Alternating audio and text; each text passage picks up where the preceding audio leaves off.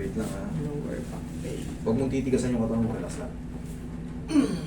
Yan. Sige, higa kang pa rin. Relax lang. Yan. Kabilang side. Maririnig mo lang siyang maglalagapukan pero hindi ka masasaktan. Yan.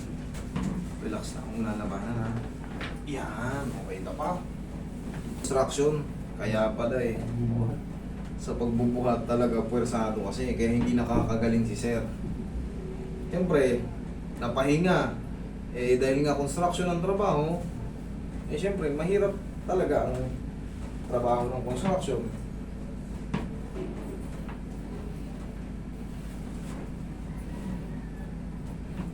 Yan. Dito, Opo.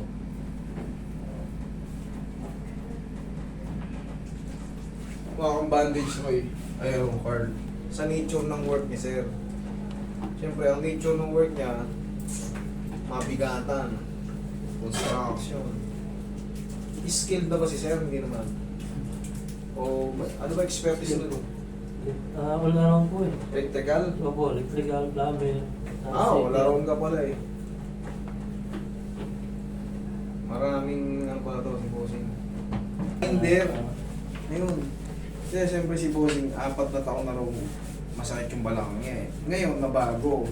Lalagyan ko lang ano yan, pansamantala.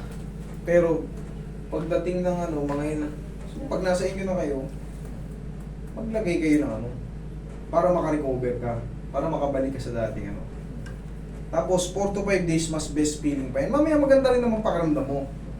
Pero hindi na katulad kanina na parang may ano. Tapos, pag magbubuhat, siyempre, construction nga si sir.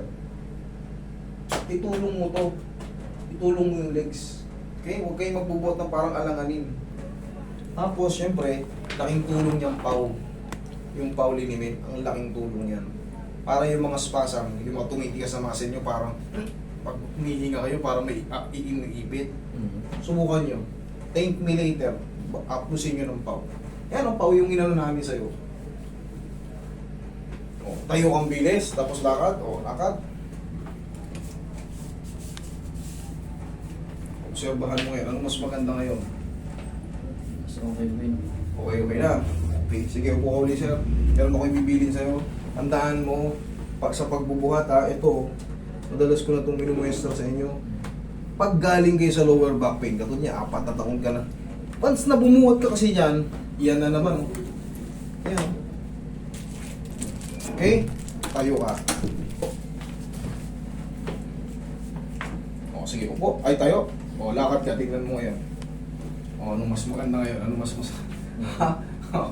o, diba? Tama. Thank you, Lord.